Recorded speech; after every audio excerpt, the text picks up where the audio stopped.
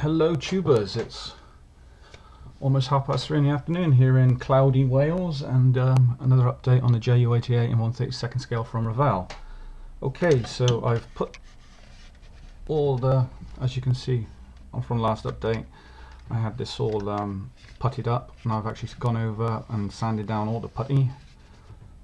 And on here, I'm not sure if you can see it, but I have rescribed these panel lines in and across here and along here as well. So things are looking good. I can see where the actual putty on there, you can see those two little divots in the putty there where it's come out in a chunk. I'm going to have to go over that again, but what I'm going to plan on doing is basically just hand brush primer over these where the seams were, and that will show me exactly where the putty needs to go on to make it smooth. The underside cleaned up really well, quite happy about that, so that's pretty damn good. So yeah, cool. My bloody rear landing gear snapped off, so I was really pissed off with that, but it's easy enough just to glue back on, so I'm happy about that. So there it is there. So that will just basically clip in place, whichever way it goes round. Can't remember. I'll suss it out, it's not a problem. But yes, there we go. So I've done that. There's a bit of dust left in here from when I was sanding, but the airbrush should take care of that. I also assembled the wings. So you see the size of the bloody wing. It's yeah. There's my hand. There's the wing, and it's all the way up to here on there. So it's a very big bird. Well, I'll just slide them in and show you.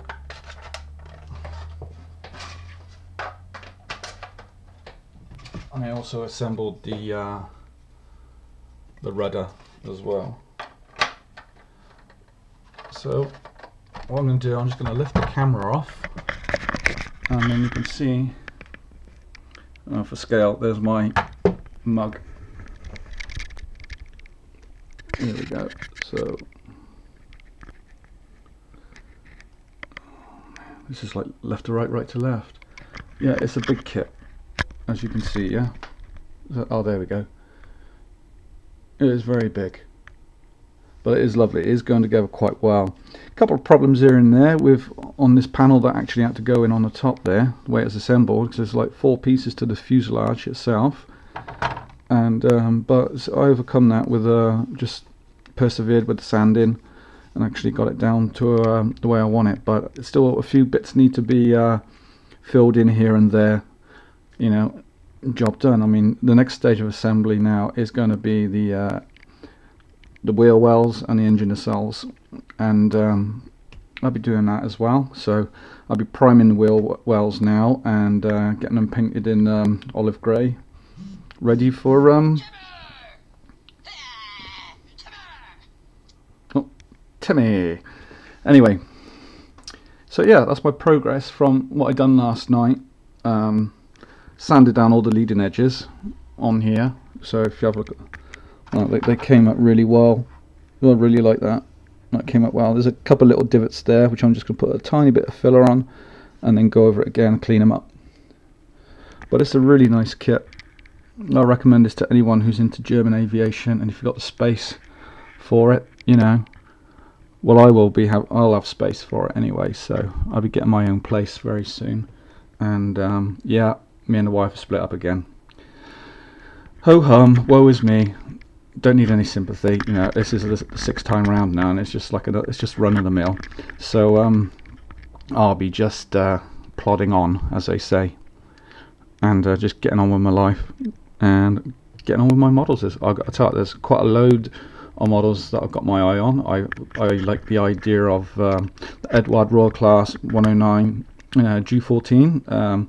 Alex Modelling actually showed us an open review of that kit where you get 2 planes, a glass, a piece of the actual aircraft itself, a certificate of authenticity, you know, and for like €60, which is pretty much around the same price as in pounds, maybe just a couple of quid less, but I've seen them on eBay for like £62.50. But getting all that in there, 2 aircraft, a plethora of what, 16 variants you can choose from. In my opinion, I think it's, if you really like your you know, your German aviation of World War II, me personally, I'd probably over a period of time buy 8 of those sets, just purely to make all 16 variants. Extreme as it may sound, I think it's well worth an investment, because it's an Eduard kit, and Eduard are just amazing. And if you love the Bf 109 as much as I do, I mean, it's one of my favourite aircraft. I mean, my list of favourite aircraft from that era would be starting off with the Bf 109, all variants, just an extraordinary aircraft of its time, and the Messerschmitt 110. Again, that is really nice. I really like that aircraft. I got 3 model kits of that to do. Well, no, 2, sorry. One's built, crashed and burned, but that'll be going into diorama. The other one is a Henschel 129, the Ugly Duckling. Now that just looks amazing. A tank busting aeroplane like that with a huge cannon on its belly. I mean, you just don't want to be in a tank when that comes flying down the valley at you. So those are a few of my faves. I mean, there are a lot more favorites I got, but the list would go on for hours, and I don't want to bore you to tears with that. I'm probably boring you all to tears right now. But hey, I'm feeling quite talkative today, so I'll have a little waffle and a guzzle of my tea. And I'm actually I'm happy with my situation at the moment, so everything's good. I mean, with the lights a bit better today, I can show you the cockpit a bit more detail. So you can see there's a bit of here you go, there you go, that's what I've done. I mean, the only thing I don't like about the cockpit colour is so bloody dark, you know. And then when you got Allied aircraft, you got that pale green colour, and the zinc chromate with the US Allied aircraft, you know, it shows everything up more and looks a lot better. But well, anyway, beggars can't be choosers, I suppose. I mean, I did highlight it with the airbrush with a paler shade of grey, and it did look okay. But once you've actually housed it all in together, it's actually basically it's just really dark. How the bloody hell do they see their instruments when they're doing a night fighting job? Bloody beyond me. You know, the puller lever and then the bloody landing gear goes down instead of the bloody bomb bay doors, whatever it may be. But anyway, if it worked for them, it worked for them. Now for me, I will be continuing posting videos, okay, here in the YouTube community. I'm going to be posting videos on all genres of the hobby, so you might be seeing a lot more armor coming from me. I mean, and a lot more armor, and a lot of aviation, fantasy and sci-fi miniatures. I seriously want to get back into that, because I am missing painting miniatures, and maybe the odd ship or two, maybe, and that's a big maybe. So I'm not quite 100% decided on that, but I'm hoping to get a good place with the council, so I can basically really express myself in my hobby.